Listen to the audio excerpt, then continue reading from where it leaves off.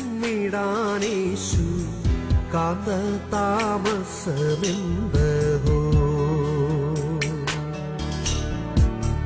കാന്ത താമസമെന്തഹോ വന്നിടാനീശു കാന്ത താമസമെന്തഹോ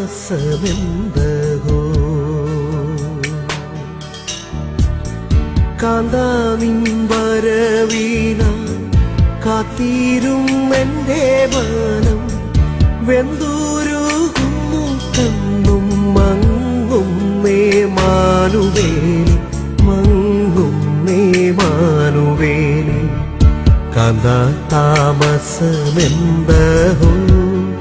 വന്നിടാനീശു കാന്ത താമസമെന്തഹോ. അത്യുന്നതനായ ദൈവത്തിൻ്റെ നാമത്തിന് എല്ലാ മഹത്വവും കരേറ്റുന്നു. ലോകരക്ഷിതാവായ യേശുക്രിസ്തുവിൻ്റെ നിസ്തുല്യ നാമത്തിൽ എല്ലാ മാന്യ ശ്രോതാക്കൾക്കും സ്നേഹവന്ദനങ്ങൾ ഈ സമയത്ത് അർപ്പിക്കുകയാണ്. ലോകത്തുള്ള അനേകം ജനതതികൾ ദൈവത്തെ എങ്ങനെ പ്രസാദിപ്പിക്കാം എന്ന് ചിന്തിച്ചുകൊണ്ട് വളരെ ബദ്ധപ്പാടിൽ അവരുടെ സ്വന്തം വഴികളിലൂടെ യാത്ര ചെയ്യുകയാണ്. അവരുടെ പ്രവൃത്തികളാൽ ദൈവത്തെ പ്രസാദിപ്പിക്കുവാനായിട്ട് സാധിക്കുമെന്ന് ചിന്തിക്കുകയാണ്. എന്നാൽ വേദപുസ്തകത്തിൽ വിശുദ്ധ ബൈബിളിലെ ഒരു വാക്യം എൻ്റെ ശ്രോതാക്കളുടെ ശ്രദ്ധയിലേക്ക് കൊണ്ടുവരുവാനായിട്ട് ഞാൻ ഈ സമയത്ത് ആഗ്രഹിക്കുകയാണ്. ആ വാക്യം ആദ്യത്തെ ക്രിസ്തുമസ് ദിവസത്തിൽ സ്വർഗത്തിലെ ദൂതനോട് ചേർന്ന് സ്വർഗീയ സൈന്യം ആലപിച്ച ഒരു ഗാനമായിട്ട് വേദപുസ്തകത്തിൽ ലൂക്കോസിന്റെ സുവിശേഷം 2-ാം അധ്യായം 14-ാം വാക്യത്തിൽ രേഖപ്പെടുത്തി വച്ചിട്ടുണ്ട്. അതുപോലെ ഇത്രമാത്രം നല്ലൊരു സംഗീതത്തിന്റെ അനുഭവം വേദപുസ്തകത്തിൽ എങ്ങും നമുക്ക് കാണുവാനായിട്ട് സാധിക്കുന്നില്ല. ആ വാക്യം ഇങ്ങനെയാണ്: അത്യുന്നതങ്ങളിൽ ദൈവത്തിന് മഹത്വം, ഭൂമിയിൽ ദൈവപ്രസാദമുള്ള മനുഷ്യർക്ക് സമാധാനം. ഞാനിത് പറയുമ്പോൾ തന്നെ ഈ വാക്യം വളരെയധികം തെറ്റിദ്ധരിക്കപ്പെട്ടിട്ടുള്ള ഒരു വാക്യമായിട്ട് ലോകത്തിൽ ഇരിക്കുകയാണ്. കാരണം അനേകം ആളുകൾ ഈ വേദപുസ്തകം ഈ വാക്യം വ്യക്തമായിട്ട് വായിക്കാത്തതുകൊണ്ട് അവർ ഈ വാക്യത്തെ തെറ്റിദ്ധരിപ്പിച്ച് പറയുന്നുണ്ട്.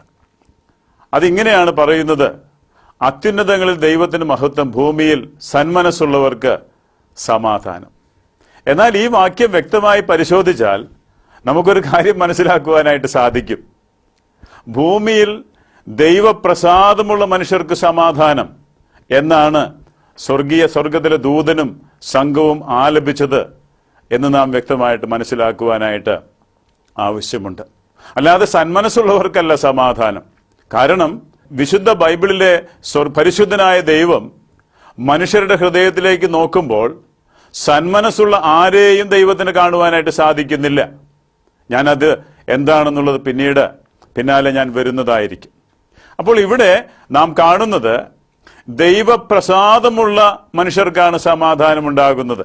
കർത്താവായ യേശുക്രിസ്തു ഈ ഭൂമിയിൽ ജീവിച്ചിരിക്കുന്ന കാലത്ത് ഒരിക്കൽ യഹൂദന്മാർ, നമുക്കറിയാം യേശുക്രിസ്തു യഹൂദ ഗോത്രത്തിൽ നിന്നാണ് ഉദയം ചെയ്തതെന്ന് വിശുദ്ധ ബൈബിൾ വ്യക്തമായിട്ട് പ്രഖ്യാപിക്കുന്നുണ്ട്. യഹൂദന്മാർ, തന്റെ സ്വന്തം ജനം തന്നോടൊരു ചോദ്യം ചോദിച്ചു. യോഹന്നാന്റെ സുവിശേഷം 6-ാം അധ്യായം 28-ഉം 29-ഉം വാക്യങ്ങളിലാണ് അത് രേഖപ്പെടുത്തിയിട്ടുള്ളത്. 28-ാമത്തെ വാക്യത്തിൽ അവരുടെ ചോദ്യവും 29-ാമത്തെ വാക്യത്തിൽ കർത്താവിന്റെ മറുപടിയുമാണ് നമുക്ക് കാണുവാൻ സാധിക്കുന്നത്. യഹൂദന്മാരെ സംബന്ധിച്ചിടത്തോളം അവർ പ്രവൃത്തികളിൽ ആശ്രയിച്ചുകൊണ്ട് കാര്യങ്ങൾ ചെയ്യുന്നവരായിരുന്നു, അല്ലെങ്കിൽ കർമ്മമാർഗത്തിൽ പ്രശംസിച്ചുകൊണ്ടിരിക്കുന്നവരായിരുന്നു. അവർ ഈ യേശു കർത്താവിനോട് ഇങ്ങനെ ചോദിച്ചു.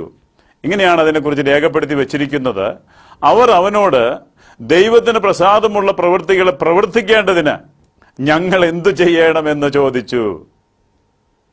അപ്പോ അവർ ചിന്തിച്ചത്, യേശു കർത്താവ് ഒരുപാട് സൽപ്രവൃത്തികൾ നിങ്ങൾ ചെയ്താൽ ദൈവത്തിനെ പ്രസാദിപ്പിക്കുവാനായിട്ട് സാധിക്കുമെന്നുള്ള മറുപടിയാണ്. അതായത് മാതാപിതാക്കളെ സ്നേഹിക്കുക, പാവപ്പെട്ടവരെ, ദരിദ്രന്മാരെ കരുതുക, അങ്ങനെയുള്ള കാര്യങ്ങളൊക്കെ ചെയ്താൽ ദൈവം പ്രസാദിക്കും എന്ന് ഉള്ള മറുപടിയാണ് അവർ പ്രതീക്ഷിച്ചത്. എന്നാൽ കർത്താവിന്റെ മറുപടി നോക്കുക. 29-ാം വാക്യത്തിൽ കർത്താവ് വ്യക്തമായിരിക്കുന്ന മറുപടി ഇങ്ങനെ നൽകുവാനിടയായിട്ട് തീർന്നു. ദൈവത്തിന് പ്രസാദമുള്ള പ്രവൃത്തി അവൻ അയച്ചവനിൽ നിങ്ങൾ വിശ്വസിക്കുന്നതത്രേ എന്ന് ഉത്തരം പറഞ്ഞു. നോക്കുക, കർത്താവിന്റെ മറുപടിയാണ് ഇവിടെ രേഖപ്പെടുത്തി വെച്ചിരിക്കുന്നത്. ദൈവത്തിന് പ്രസാദമുള്ള പ്രവൃത്തി, സ്വർഗത്തിലെ ദൈവത്തെ പ്രസാദിപ്പിക്കുവാനായിട്ട് ഒരു മനുഷ്യന് സാധിക്കണമെന്നുണ്ടെങ്കിൽ പിതാവായ ദൈവം അയച്ചവനിൽ വിശ്വസിക്കുക. ആരെയാണ് പിതാവായ ദൈവം അയച്ചത്?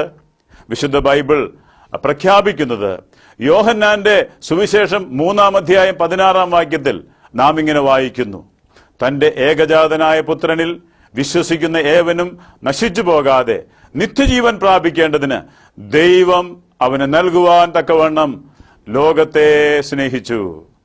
അപ്പോൾ ഈ വാക്യത്തിന്റെ അടിസ്ഥാനത്തിൽ നമുക്ക് മനസ്സിലാക്കുവാൻ സാധിക്കുന്ന ഒരു കാര്യമുണ്ട്.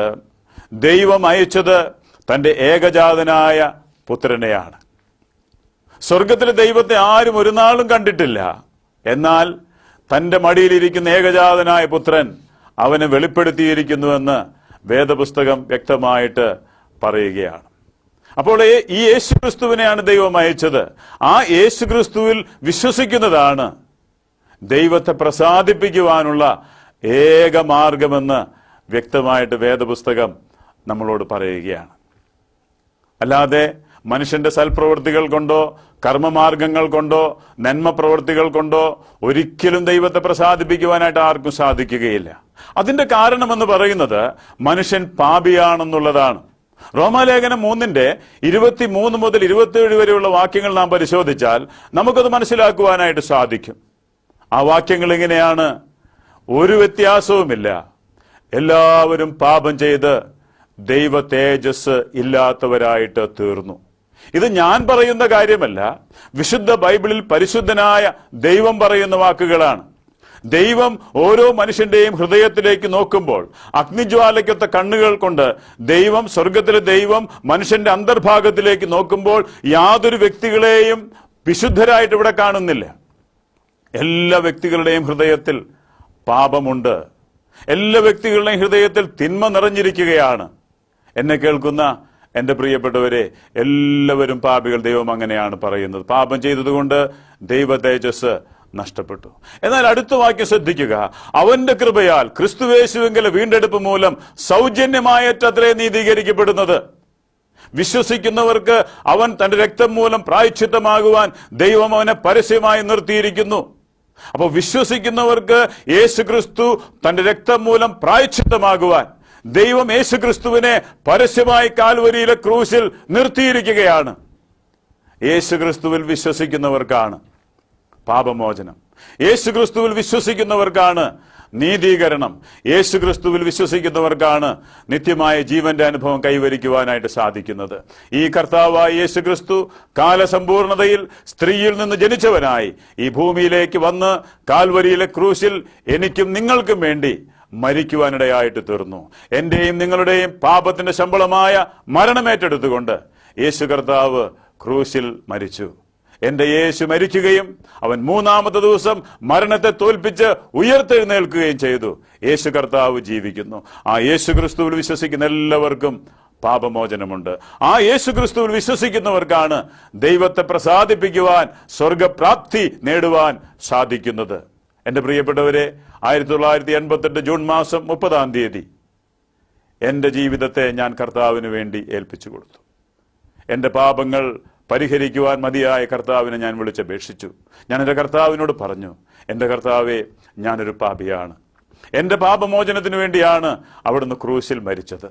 എന്റെ നീതീകരണത്തിന് വേണ്ടിയാണ് അവിടുന്ന് ഉയർത്തെഴുന്നേറ്റത്. അവിടുത്തെ ആ പരിശുദ്ധമായ രക്തം കൊണ്ട് പാപപങ്കിലമായ എന്റെ ഹൃദയത്തെ കഴുകി എന്നെ ശുദ്ധീകരിക്കണമേ എന്ന് ഞാൻ ആത്മാർത്ഥമായി പ്രാർത്ഥിച്ചപ്പോൾ അവിടുന്ന് തന്റെ രക്തം കൊണ്ട് എന്റെ പാപങ്ങളെ കഴുകി എന്നെ ശുദ്ധീകരിച്ചു. എന്നെ അവിടുത്തെ പൊന്നോമന മകനാക്കി തീർത്തു. ഈ കർത്താവിൽ വിശ്വസിച്ചാൽ നിങ്ങൾക്ക് പാപമോചനമുണ്ട്. ഈ സന്ദേശം നിങ്ങളുടെ നന്മയ്ക്കും നിത്യജീവനും കാരണമായി തീരട്ടെ എന്ന് ആശംസിച്ചുകൊണ്ട് എന്റെ വാക്കുകൾ ചുരുക്കുന്നു. ദൈവത്തിന്റെ നാമം വാഴ്ത്തപ്പെടുമാറാകട്ടെ. ആമേൻ.